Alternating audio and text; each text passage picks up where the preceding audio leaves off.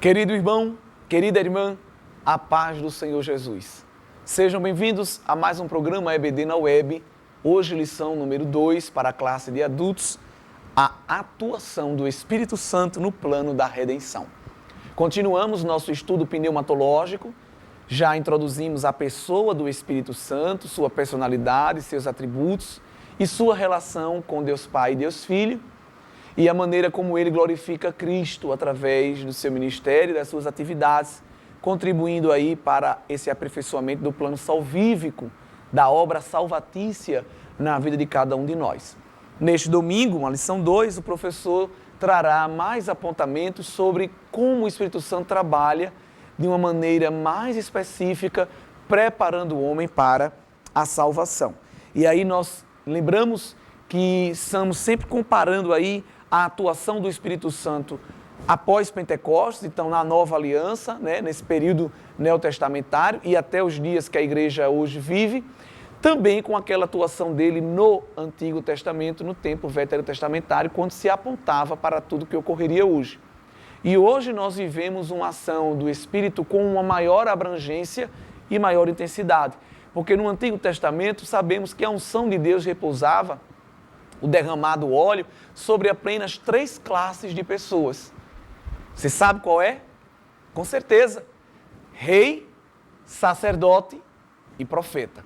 Apenas eles detinham as prerrogativas de receber esse derramar do óleo sobre as suas vidas, não é?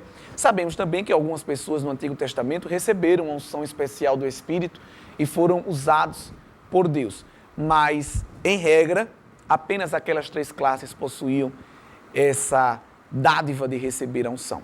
No Novo Testamento, isso vai ser aberto para todo crente, para todo salvo. É por isso que a ação do Espírito no Novo Testamento, ela tem maior abrangência e intensidade. E o Espírito também opera no mundo. Quando digo mundo, não é o mundo natural, mas a humanidade, né? Nós sabemos que no Novo Testamento há 3 palavras gregas para se referir a mundo. Mundo, sistema político, mundo natural, né? O cosmos, e o mundo, a raça humana, a humanidade, né? A espécie humana. E quando nós falamos que o Espírito Santo age no mundo, estamos falando em relação à humanidade. Mesmo os não crentes podem receber a ação do Espírito. Mas que ação? A ação preparadora para a salvação, não é? É o Espírito Santo que atrai, que chama o homem carnal, o homem que ainda não tem o envolvimento com as coisas de Deus, para se aproximar do Senhor, ser transformado pela sua palavra. Porque naturalmente nós não temos condição própria de vir. Ninguém vem a Deus por conta própria, mas vem atraído pela ação do Espírito Santo. E aí é importante, querido professor, que você esteja atento para esse texto bíblico que é o suprassumo da lição e onde ronda a discussão e o debate desta lição, né? João 16, versos 7 ao 13. É interessante que já nesse capítulo 16, do verso 8 ao 11, nós estamos vendo a ação do Espírito Santo sobre o mundo de maneira geral. E do verso 12 ao verso 15, a ação agora é diretamente no cristão. Então, do verso 8 ao 11 é uma ação genérica e do verso 12 ao 15 é uma ação específica na vida do salvo. E aí, quando o Senhor Jesus diz que ele enviaria o Paracletos, o Consolador, outro Consolador, ele até usa essa palavra, nós vamos observar que no original grego não se usa a palavra héteros, mas a palavra halos. Hétero significa diferente, de outra natureza, de outra essência, de outra espécie. Halos fala de outro, mas outro da mesma espécie. Porque Jesus iria se ausentar, né, do seu ministério terreno e enviar este outro Consolador, esse outro ajudador, mas um outro da mesma espécie. Por quê? Porque o Espírito Santo também é Deus, é a terceira pessoa da Trindade. E era outro da mesma essência, da mesma substância, porque os 3 formam só um, como nós estudamos na lição passada. Então você, professor, chame a atenção do aluno para isso, porque as palavras gregas utilizadas não estão em vão. No original nós vamos observar que havia-se essa ideia de que o Espírito Santo também é Deus, né? Isso fica como informação para o aluno. E é interessante porque a geração contemporânea do Senhor Jesus Os judeus do tempo de Jesus esperavam o Espírito Santo no fim dos tempos. Então, para eles, o Espírito Santo ainda ia demorar a vir, como cumprimento da promessa que está lá em Isaías 44:3, Ezequiel 37, Ezequiel 39 e Joel 2, por exemplo. Ezequiel, nós vamos observar, foi um profeta também que anunciou a vinda do Espírito, não é, queridos irmãos? E ele vai apresentar aí o Espírito Santo vindo sobre a igreja e também sobre Israel. Lá no capítulo 39, verso 29, o Senhor diz: nem esconderei mais a minha face deles, quando eu houver derramado o meu Espírito sobre a casa de Israel, diz o Senhor Jeová. Veja que os verbos do Antigo Testamento que apontavam para a ação do Espírito são verbos que mostram intensidade, grandeza, mostram que ia ser uma obra sem medida. Aqui o verbo, mais uma vez, é derramar. Deus não ia pingar, borrifar, aspergir o seu Espírito, mas derramar sobre a casa de Israel. Mas isso aqui também apontando sobre toda a igreja.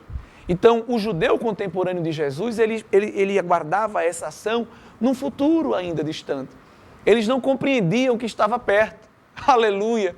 Pentecostes, quando o Senhor iria derramar o seu Espírito sobre toda a carne, claro, toda a carne que salva, que cria, que estava aos pés de Jesus. E a vinda e o derramamento do Espírito Santo vem justamente para mostrar a sua ação sobre a humanidade. E aqui ele mostra essa ação não só sobre os crentes, mas sobre todo mundo. E qual é esta ação? O verso 8 diz que quando ele vier, convencerá o mundo do pecado, da justiça e do juízo. E é importante que você, professor, estabeleça bem, esclareça bem essa tríplice atividade do Espírito Santo sobre o homem de maneira geral. Convencer o homem do pecado porque não crê em mim, da justiça e do juízo. Quando o Senhor Jesus diz que o Espírito vem para convencer o homem do pecado, ele está falando aqui do pecado da rejeição e da incredulidade. Nós sabemos que Israel cometeu um pecado de maneira geral, e esse pecado vai ser denunciado pelo Senhor Jesus e pelos apóstolos, ainda no seu início de ministério ali na igreja primitiva, né, nos primeiros passos da igreja. O pecado de Israel, cometido como um povo de maneira geral, foi rejeitar Cristo como Messias. Esse pecado de Israel era que o Espírito Santo vinha para denunciar, para convencer que o homem estava rejeitando, deixando de crer, deixando de aceitar a obra salvífica do Senhor Jesus. E não só Israel fez isso, mas a humanidade de uma maneira geral. Quantas vezes vamos pregar e alguém diz: não, estou bem, não, eu já amo Jesus, certo, ama, mas se submete a Ele? Isso é outra pergunta mais séria, né? Não, eu tenho Jesus como meu Salvador, certo, mas tenho Ele como Senhor, Ele reina, Ele é quem comanda, Ele é quem soberanamente dita as regras. Aí com certeza muita gente vai ser achado em falta, assim como Israel foi achado em falta. Então quando o Espírito Santo vem, quando ele é derramado, muitos agora vão despertar e dizer: não, eu preciso de Cristo, eu preciso de Deus, eu preciso mudar a minha vida.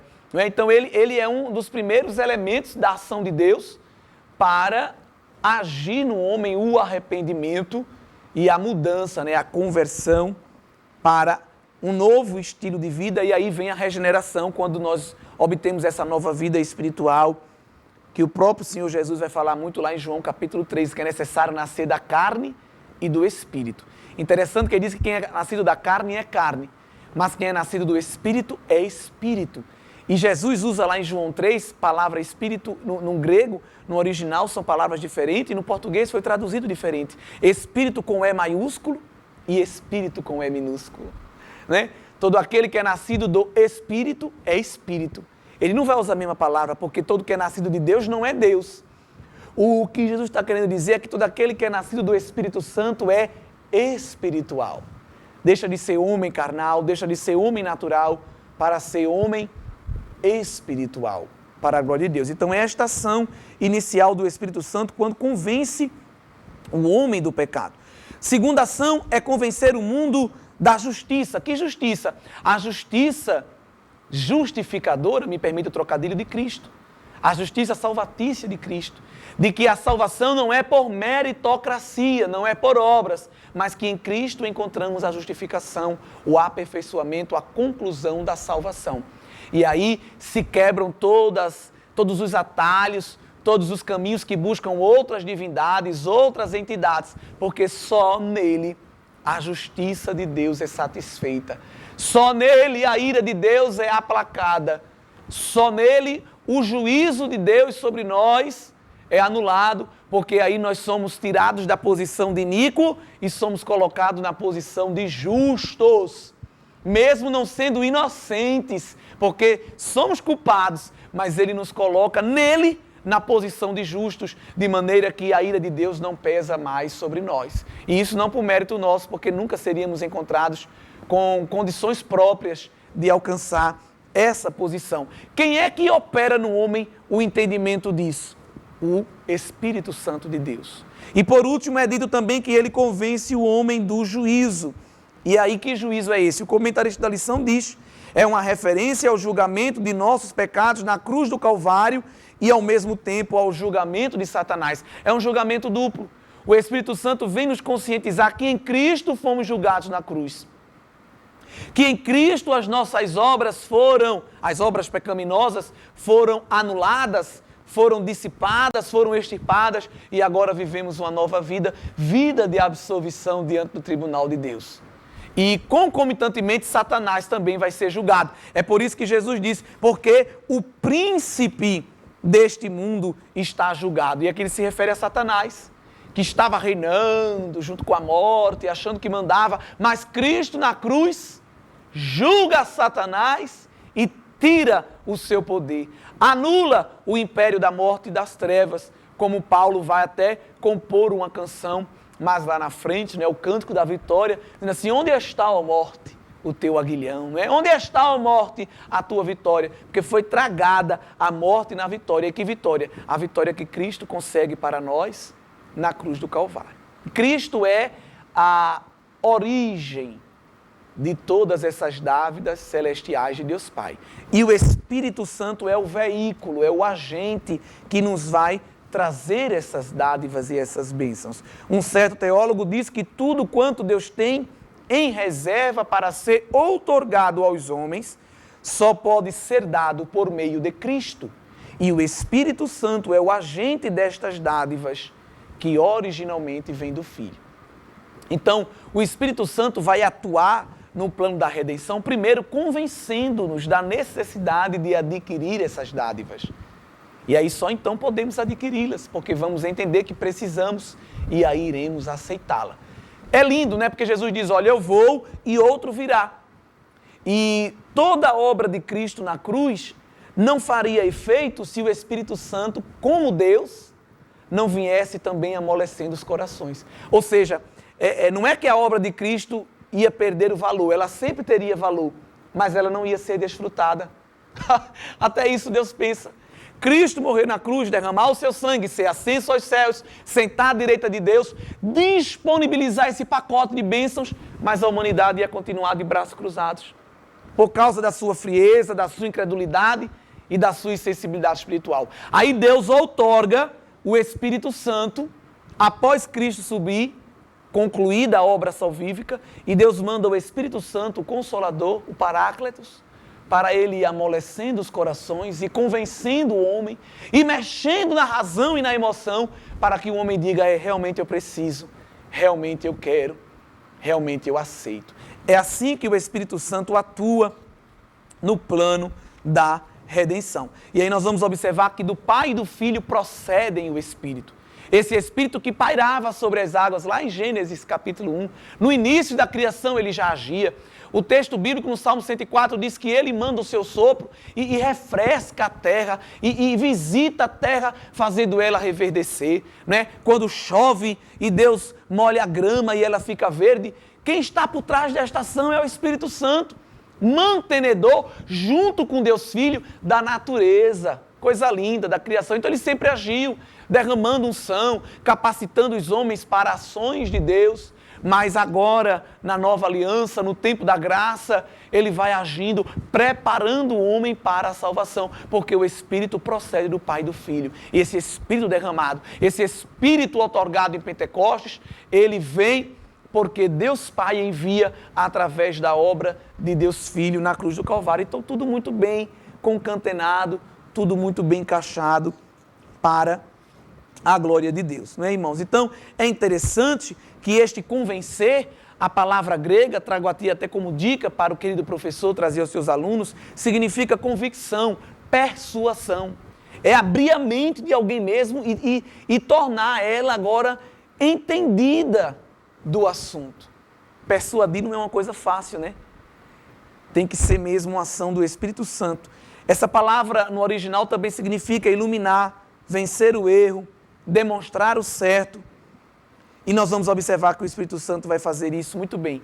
Certo teólogo diz que o Espírito Santo deixa claro qual a natureza do pecado, da justiça e do julgamento, convencendo o mundo e a humanidade inteiramente da natureza verdadeira das coisas espirituais e fazendo aparecerem os legítimos resultados desse conhecimento.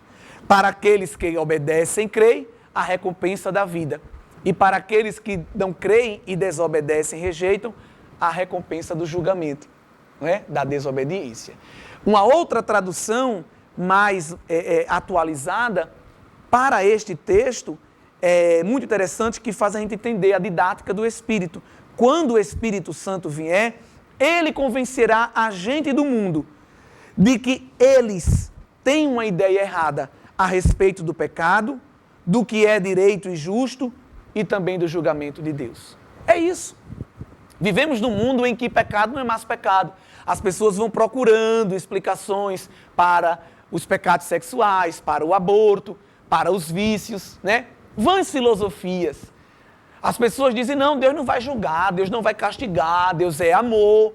Olha, as pessoas vão mudando o que é certo, o que é errado. Mas Jesus disse, quando o Espírito Santo vier, ele vai entrar nos corações e vai mostrar que o que as pessoas estão pensando é errado a respeito de Deus, do seu julgamento, da sua justiça e do pecado que elas cometem. Essa linguagem é bem interessante porque faz a gente entender o que aparece aqui na versão corrigida em João 16:8. É isso que o Espírito Santo está fazendo no mundo e graças a ele podemos ver pessoas que estão em pecado, ter os seus olhos abertos, entender que precisam de Deus e adquirir a salvação em Cristo Jesus. Que Deus abençoe o querido professor, que esta aula seja muito proveitosa. E se você gastar o seu tempo neste domingo, descrevendo, baseado nos seus estudos e na iluminação do Espírito, o que está aqui no versículo 8, sua aula vai ser muito proveitosa. Cuidado para não ficar divagando em outros assuntos, mas que a sua aula tenha um norte e que você destaque o Espírito Santo como consolador e ensinador. Que o Espírito Santo é fruto de promessa de Deus presente nas Escrituras e que apenas Ele tem poder, apenas Deus, através do seu Santo Espírito, tem poder de convencer, de persuadir o homem que está no erro e alcançar o acerto em Cristo Jesus. Deus abençoe a todos e um excelente ensino.